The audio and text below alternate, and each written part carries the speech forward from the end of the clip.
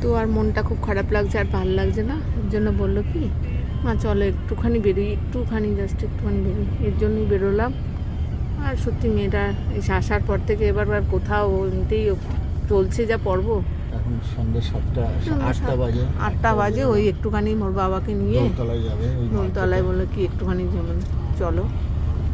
এখন আমরা চৌমাথাতে সিগন্যালে দাঁড়িয়ে আছি।